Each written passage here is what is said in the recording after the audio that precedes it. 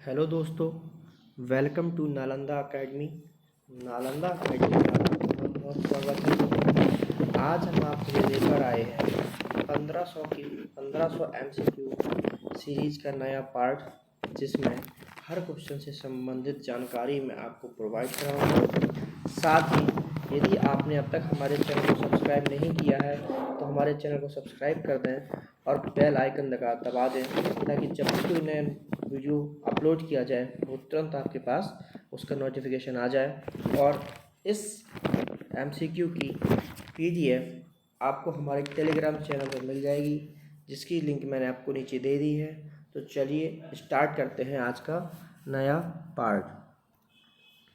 आज का हमारा पहला क्वेश्चन है, इनमें से किस अधिनियम को मार्ले मिंटो सुधार के नाम से जाना जाता है। तो दोस्तों, ये क्वेश्चन कई बार पूछा गया है प्रीवियस ईयर में कि इनमें से कौन सा अधिनियम मार्ले मिंटो सुधार के नाम से भी जाना जाता है, मार्ले मिंटो अधिनियम के नाम से भी जाना जाता है। तो इसका सही आंसर है आंसर 1909, अर्थात इसका डी ऑप्शन सही है। 1909 के अधिनियम को, यानी 1909 का भारत परिषद अधिनियम ही मार्ले मिंटो सुधार अधिनियम के नाम से भी जाना जाता है। ठीक है, चलिए आगे चलते हैं। अगला क्वेश्चन है हमारा, 1909 के अधिनियम के समय भारत का वायसराय कौन था। तो देखिए दोस्तों, जैसा मैंने आपको बताया कि अभी 1909 का जो अधिनियम है उसे हम किस नाम से जानते हैं, तो उसे हम मार्ले और मिंटो अधिनियम के नाम से जानते हैं। अब इसमें जो मार्ले हैं ये तो भारत सचिव हैं। ये कौन है दोस्तों, ये भारत सचिव हैं मार्ले, जो कहाँ बैठते हैं, जो कि लंदन में बैठते हैं। तो अब क्वेश्चन पूछ रहा है भारत का वायसराय कौन है, तो कौन बचा, मिंटो।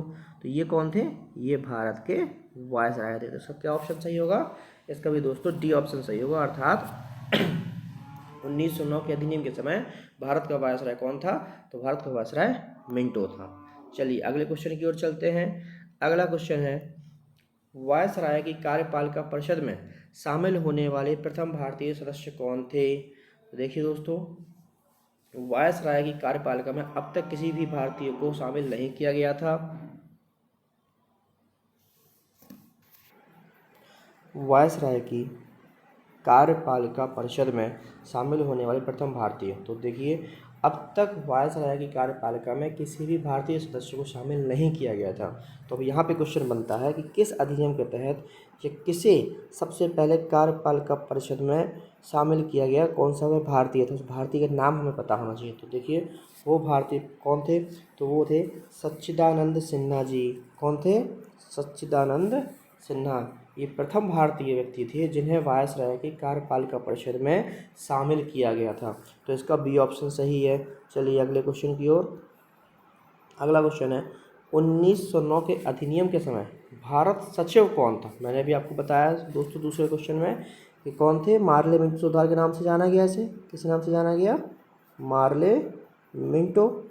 इसमें मार्ले कौन थे, इसमें मार्ले भारत सचिव थे और मिंटो वायसराय। तो इसका ऑप्शन क्या सही होगा, इसका बी ऑप्शन सही होगा, मार्ले।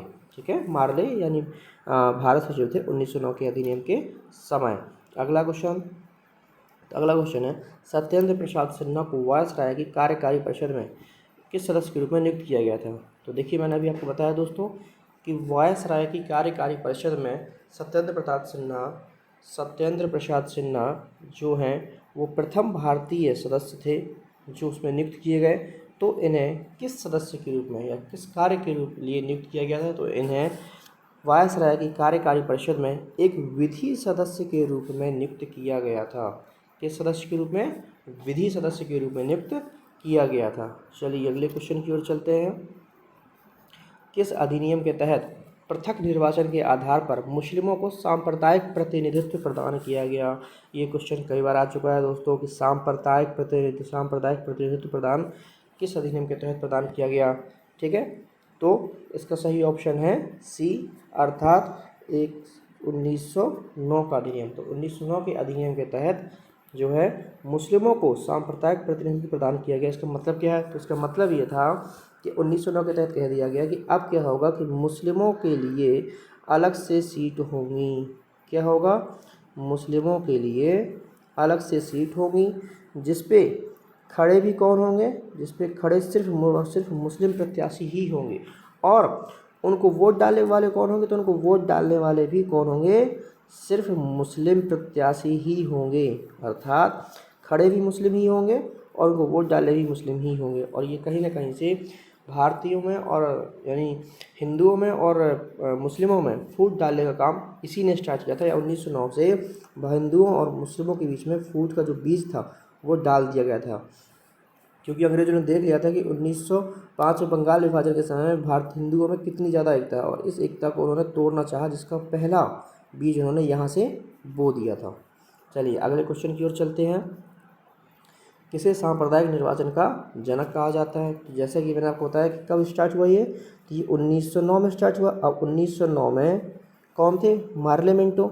अब मार्ले तो क्योंकि लंदन में बैठे हैं, है ना, तो इंडिया में कौन थे, इंडिया में थे हमारे मिंटो साहब, है ना, इंडिया में मिंटो वायसराय थे। तो इन्हें ही सांप्रदायिक निर्वाचन के जनक के रूप में जाना जाता है। ये क्वेश्चन भी दोस्तों बहुत इंपॉर्टेंट है, बहुत बार आ चुका है, जिससे आप याद रखिएगा कि किसी सांप्रदायिक निर्वाचन के जनक के रूप में माना जाता है, तो मिंटो साहब को सांप्रदायिक निर्वाचन के जनक के रूप में जाना जाता है। चलिए अगले क्वेश्चन की ओर चलते हैं।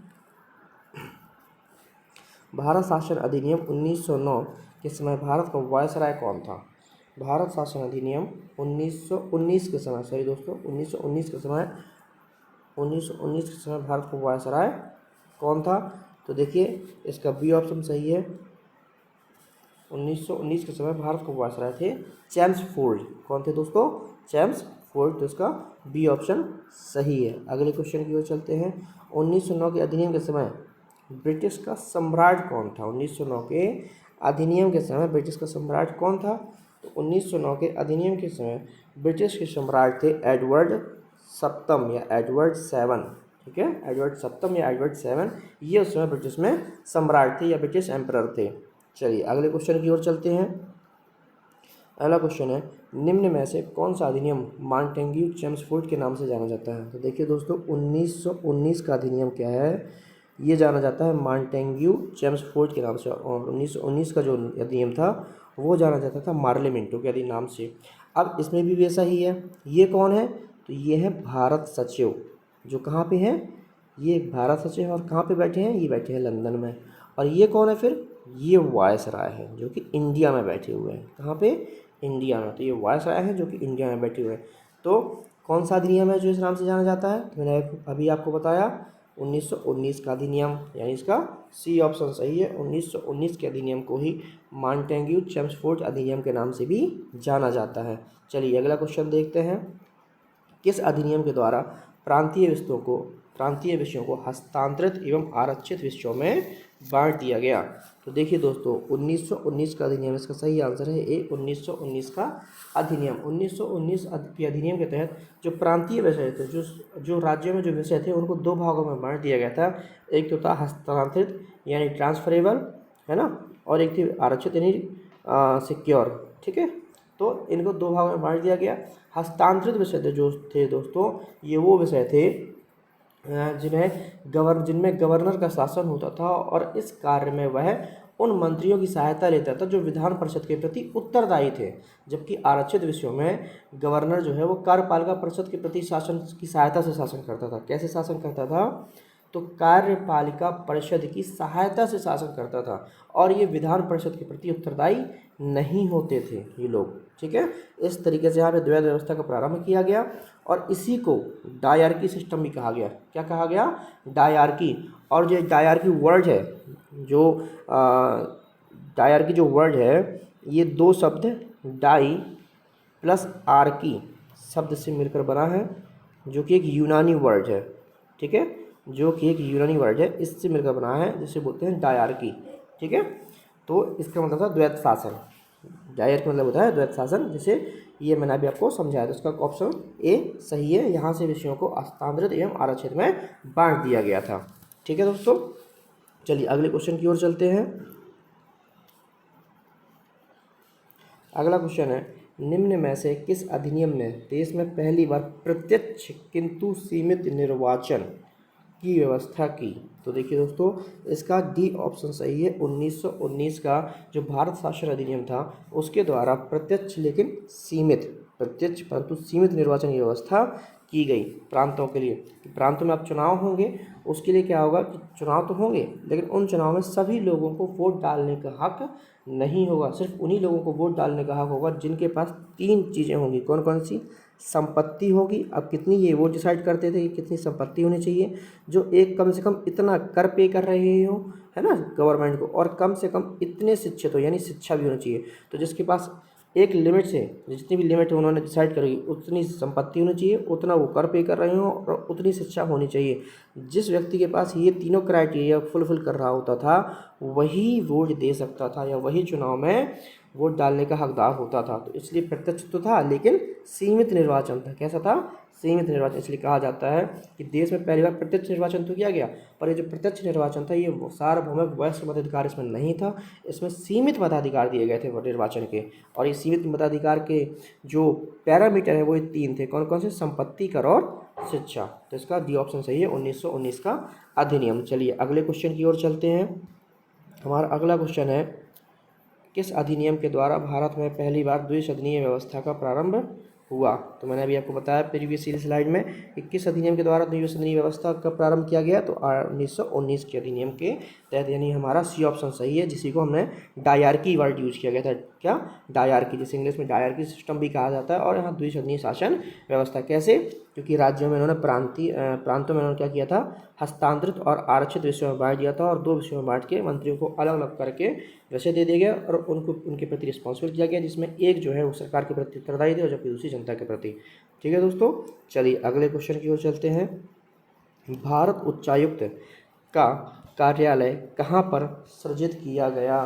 तो देखिए दोस्तों, ये जो है इसमें इसका ऑप्शन सही है सी, यानी भारत उच्चायुक्त जो है उसका कार्यालय लंदन में स्थापित किया गया था। ठीक है दोस्तों, लंदन में स्थापित किया गया। और अब तक जो भारत सचिव जो कार्य कर रहा था, जो कार्य भारत सचिव कर रहा था, उसी में से कुछ कार्यों को इसे ट्रांसफ़र कर दिया गया। किसे ट्रांसफ़र कर दिया गया? भारत उच्चायुक्त को ट्रांसफ़र कर दिया गया। उसी में से कुछ कार्य कि अब भारत सचिव के कुछ कार्य भारत उच्चायुक्त करेगा, ताकि उसके कार्यवर्जन को कम किया जा सके। ठीक है, तो इसका सी ऑप्शन सही है, लंदन, और ये लंदन में ही उसकी स्थापना की गई थी इस पद की। चलिए अगले क्वेश्चन की ओर चलते हैं। अगला क्वेश्चन है, लोक सेवा आयोग का गठन कब हुआ, किसकी सिफारिश पर किया गया? तो देखिए बहुत इंपॉर्टेंट क्वेश्चन है ये दोस्तों, आ चुका है। लोक सेवा आयोग, पब्लिक सर्विस कमीशन का गठन कब हुआ, किसकी सिफारिश पर किया गया? तो दोस्तों ये इसका ए ऑप्शन सही है। लोक सेवा आयोग का गठन भारत में 1926 में सर्वप्रथम किया गया था। कब किया गया था? 1926 में। और किसकी सिफारिश पर? तो ली आयोग की सिफारिश पर किया गया था। देखिए दोस्तों, ये तो आपको पता ही होगा कि हमने आपको बताया था कि सबसे पहले बार परीक्षा का आयोजन कब होता है। तो 1853 के अधिनियम के तहत 1854 से सिविल सेवा परीक्षा का प्रारंभ हो जाता है, यानी सिविल सेवा परीक्षा का आयोजन किया जाने लगता है, जिसमें 1922 से इस परीक्षा का आयोजन भारत के इलाहाबाद यानी प्रयागराज में भी स्टार्ट हो जाता है, यानी इंडिया में भी स्टार्ट हो जाता है। तो अब उनको ये लगता है, ये ज़रूरत महसूस होती है कि कोई एक ऐसा संस्थान, कोई एक ऐसा इंस्टीट्यूशन होना चाहिए जो यहीं पे रह के इन्हीं की नियुक्ति, प्रोन्नति, स्थानांतरण, इन सभी कार्यों को देखे। और इसकी सिफारिश किसने की थी? इसकी सिफारिश की थी ली आयोग ने। ठीक है, ली आयोग ने, ली कमीशन ने कब की थी? तो इन्होंने आयोग 1924 में की थी, और इनकी अनुशंसा के बेस पे 1926 में ही भारत में एक लोक सेवा आयोग का गठन कर दिया जाता है, जिसका कार्य रहता है कि अब ये सिविल सेवकों के लिए परीक्षा का आयोजन, उनकी नियुक्तियाँ, उनका स्थानांतरण, उनकी सेवा शर्तें सब कुछ डिसाइड कर रहा था, सब कुछ तय कर रहा था। और बाद में इसी में कुछ चेंजेस करके 26 जनवरी 1950 में जो हमने देख रहे हैं आज, जो स्वरूप हम यूपीएससी का देखते हैं, ये 26 जनवरी 1950 का स्वरूप है, जिसमें कुछ परिवर्तन करके इसको अपनाया गया। क्योंकि जो ये दिए गए थे रिकमेंडेशन, इसको 1935 के अधिनियम में लाया गया, या 1935 के अधिनियम में सरकार ने इसको रख दिया था। ठीक है, जिसमें संघ के लिए यूपीएससी और प्रांतों के लिए स्टेट पीएससी की बात की गई थी। जिसमें संघ के लिए तो यूपीएससी और प्रांतों के लिए स्टेट पीएससी की बात कही गई थी। ठीक है, और इसी को फिर हमने क्या किया, अपने संविधान में कुछ चेंजेस के साथ अपना लिया। और आज हम देखते हैं जो स्वरूप यूपीएससी या मध्य प्रदेश लोक सेवा आयोग, उत्तर प्रदेश लोक सेवा आयोग या अन्य किसी भी आयोग को, तो इसी के तहत है, या 1935 के अधिनियम के तहत, जिसकी सिफारिश ली आयोग द्वारा की गई और सबसे पहले उसकी स्थापना 1926 में की गई थी। तो इसका ए ऑप्शन सही है। चलिए अगले क्वेश्चन की ओर चलते हैं। इनमें से किस अधिनियम ने केंद्रीय बजट को राज्यों के बजट से अलग कर दिया था?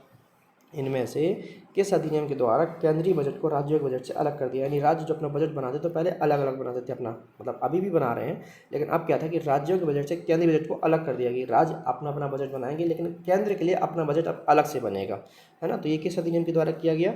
ये किया गया बी, यानी 1919 के अधिनियम के द्वारा। ठीक है, चलिए अगले क्वेश्चन की ओर चलते हैं। अगला क्वेश्चन है, साइमन आयोग का गठन कब किया गया था?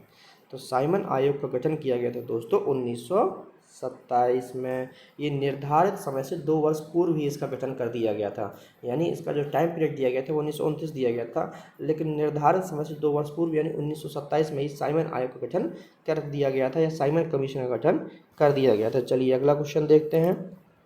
अगला क्वेश्चन है, साइमन आयोग का भारतीयों द्वारा पुरजोर विरोध क्यों किया गया? यानी साइमन आयोग जब भारत आया तो उसका सभी भारतीयों ने बहुत ज़्यादा विरोध किया, तो उनके विरोध का कारण क्या था जो उन्होंने साइमन आयोग, साइमन कमीशन का इतना ज़्यादा विरोध किया जब वो भारत आया? तो उसका आयोग का कार्य सही नहीं था? नहीं, ये तो नहीं है, गलत है। आयोग का गठन समय से पहले किया गया, इससे भी कोई प्रॉब्लम नहीं थी। फिर क्या रीजन था? तो अब इनमें से कोई नहीं या फिर ये, तो इसका सही आंसर है ऑप्शन सी, सभी सदस्य अंग्रेज थे।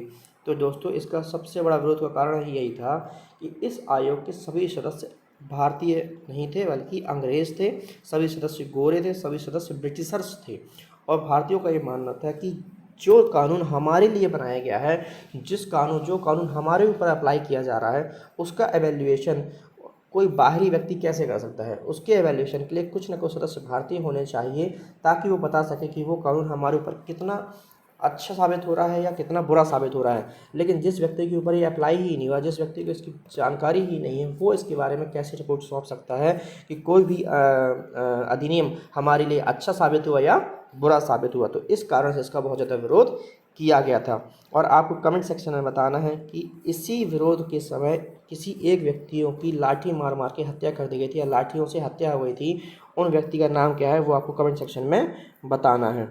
चलिए अगले क्वेश्चन की ओर चलते हैं। अगला क्वेश्चन है हमारा, साइमन आयोग ने अपनी रिपोर्ट कब ब्रिटिश सरकार को सौंपी? तो दोस्तों साइमन आयोग ने अपनी रिपोर्ट 1930 में ब्रिटिश सरकार को सौंपी थी। ठीक है दोस्तों, चलिए अगले क्वेश्चन की ओर चलते हैं। अगला क्वेश्चन है, सांप्रदायिक अवार्ड योजना कब व किसने प्रस्तुत की? जिसे सांप्रदायिक अवार्ड या कम्युनल अवार्ड कहा जाता है। क्या कहा जाता है? सांप्रदायिक अवार्ड या कम्युनल अवार्ड भी कहा जाता है। ठीक है, तो कब वह किसने प्रस्तुत की? तो दोस्तों 1932 में। कब? 1932 में जो ब्रिटिश के पीएम थे, ब्रिटिश के प्रधानमंत्री या प्राइम मिनिस्टर थे, रैमजे मैकडोनाल्ड, इन्होंने कम्युनल अवार्ड की घोषणा की थी। किसने की थी? 1932 में ब्रिटिश के पीएम रैमजे मैकडोनाल्ड ने सांप्रदायिक अवार्ड या कम्युनल अवार्ड की घोषणा की थी, जिसके तहत न सिर्फ मुस्लिमों को बल्कि सिख, ईसाई, यूरोपियंस, आंग्ल भारतीय आदि सभी के लिए निर्वाचन व्यवस्था का विस्तार कर दिया गया, और साथ ही इसे दलितों के लिए भी विस्तारित कर दिया गया। अर्थात ये कहा गया कि अब सभी के लिए अलग अलग निर्वाचन होंगे, और जो सदस्य निर्वाचन में खड़ा होगा उसे उसकी ही कम्युनिटी या उसके ही धर्म और समुदाय के लोग उसको वोट देंगे। और इसी को कहा गया सांप्रदायिक अवार्ड या कम्युनल अवार्ड, क्योंकि ये पूरी तरह से भारत को टुकड़ों टुकड़ों में बांट देता है या भारत के टुकड़े टुकड़े कर देता है। जैसे मुस्लिमों के लिए दिया गया और हमने उसे मान लिया, और आज हम देखते हैं कि मुस्लिम्स ने अलग ही देश ले लिया जिसे हम पाकिस्तान कहते हैं। हम आज मुस्लिम और हिंदू में आज तक लड़ाई चलती रहती है, और आज भी ये चीज़ बनी हुई है, और यही चीज़ वो पूरे में फैलाना चाहते थे, मतलब ईसाइत में, सिख में, और यूरोपियंस में, आंग्ल भारतीय में, और साथ ही साथ भारतीयों में भी दलितों के साथ, मतलब भारतीयों को भी वो बांटना चाहते थे। दलित अलग हो जाएंगे और उच्च वर्गीय अलग हो जाएंगे। ठीक है, तो ये इसे इसलिए इसे कहा गया, इसलिए सांप्रदायिक अवार्ड या कम्युनल अवार्ड कहा गया, और इसे कौन लाया था? ये, तो इसका ए ऑप्शन सही है। चलिए अगले क्वेश्चन की ओर चलते हैं। अगला क्वेश्चन है हमारा कि पूना पैक्ट या पूना समझौता किस किस के बीच हुआ था? तो देखिए पूना पैक्ट या पूना समझौता दोस्तों गांधी जी और BR अम्बेडकर के बीच में हुआ था। तो हुआ क्या था कि इस समय गांधी जी जो थे, कब? जब ये कम्युनल अवार्ड की घोषणा हुई, उस समय जो गांधी जी थे वो पुणे यानी पूना, इसको आज अपन पूना बोलते हैं, पूना की यरवदा जेल में थे। कहाँ थे दोस्तों? यरवदा जेल में थे, पुणे की, ठीक है, पुणे की यरवदा जेल में थे। और हुआ क्या, जब उनको पता पड़ा कि अब दलितों के लिए भी कुछ ऐसा प्रावधान लाया जा रहा है, लाया गया है जिसके तहत दलित समुदाय चुनाव लड़ेगा और उसको सिर्फ वोट देने भी दलित समुदाय के लोग ही जाएंगे, या सिर्फ उसको वोट दलित समुदाय के लोग ही दे सकेंगे। तब ये सुनने के बाद गांधी जी पूना की यरवदा जेल में इन्होंने एक अनशन प्रारंभ कर दिया, एक आंदोलन प्रारंभ कर दिया। और फिर कांग्रेस जो नेता थे और जो दलित नेता थे, इनके बीच में एक समझौता होता है, ठीक है, कांग्रेस नेता और दलित नेताओं के बीच में एक समझौता होता है जिसे पूना पैक्ट कहा जाता है, और जिसके तहत ये डिसाइड होता है कि ठीक है हम ऐसा करेंगे। गांधी जी और अम्बेडकर के बीच में एक होता है जिसमें गांधी जी और अम्बेडकर जी बात करते हैं, और क्योंकि ये होने देना नहीं चाहते थे और ये चाहते नहीं है, क्योंकि आपके रहते हुए या बड़ी जातियों के रहते हुए हम लोग कभी ऊपर प्रोग्रेस नहीं कर पाएंगे, कभी हम आगे नहीं बढ़ पाएंगे। तो ये बीच में ये समझौता हुआ कि ठीक है, यदि आपको ऐसा लगता है तो एक काम करते हैं कि हम आरक्षण रहने देते हैं। किनके लिए? हम जो दलित हैं उनके लिए आरक्षण रहने देते हैं, लेकिन कंडीशन ये रहेगी कि सीटें तो आरक्षित रहेंगी, लेकिन उनको वोट जो है वो सभी लोग देंगे। वोट ना सिर्फ दलित समुदाय के लोग देंगे, बल्कि यदि कोई सीट आरक्षित होती है दलित के लिए तो उसको वोट हर समुदाय का व्यक्ति देगा जो उस कंस्टिट्यूंसी में, जो उस निर्वाचन क्षेत्र में होगा, जिससे उस निर्वाचन क्षेत्र में जो निर्वाचन में भाग लेने का अधिकार होगा या उसका नाम होगा, वो सब लोग उसे वोट देंगे। और यहाँ पे दोनों लोग रेडी हो जाते हैं कि ठीक है, यहाँ पे अम्बेडकर जी भी काफ़ी हद तक संतुष्ट हो जाते हैं और गांधी जी भी संतुष्ट हो जाते हैं। क्यों? क्योंकि इनको आरक्षण मिल जाता है कि चलो ठीक है, दलितों के लिए आरक्षण हो गया, और इनको लगता है कि चलो आरक्षण होने के बावजूद भी सांप्रदायिक रूप से इनमें बंटवारा नहीं हो पाएगा। और आज भी हम देखते हैं कि इसी का आज भी देखते हैं हम कि कई हर सीट में, लगभग विधानसभा सीट हो, लोकसभा सीट हो या पंचायत की सीट हो, वहाँ पे भी दलितों के लिए हर जगह सीटें आरक्षित कर दी जाती है कि इतनी सीटें एससी या एसटी के लिए है या इतनी सीटें महिलाओं के लिए, जिसमें सिर्फ वही लोग चुनाव लड़ेंगे। जनरल सीट में वो लोग चुनाव लड़ सकते हैं, मतलब वो जनरल में तो लड़ेंगे जनरल वाले, लेकिन वो लोग भी जनरल की सीट में आके चुनाव लड़ सकते हैं, लेकिन उनकी सीट में सिर्फ और सिर्फ वही चुनाव लड़ेंगे। उनकी सीट में कोई जनरल वाला या अदर कास्ट वाला व्यक्ति चुनाव जाके नहीं लड़ सकता। यदि एससी की सीट है तो एससी कम्युनिटी या एससी समुदाय, अनुसूचित जाति समुदाय का व्यक्ति ही चुनाव लड़ेगा। यदि अनुसूचित जनजाति यानी एसटी समुदाय की कम्युनिटी की सीट है तो उस पर सिर्फ एसटी कम्युनिटी का ही व्यक्ति चुनाव लड़ सकता है। बाकी एसटी का चाहे तो जनरल की सीट पे भी लड़ सकता है, लेकिन वहाँ पे कोई और नहीं लड़ सकता।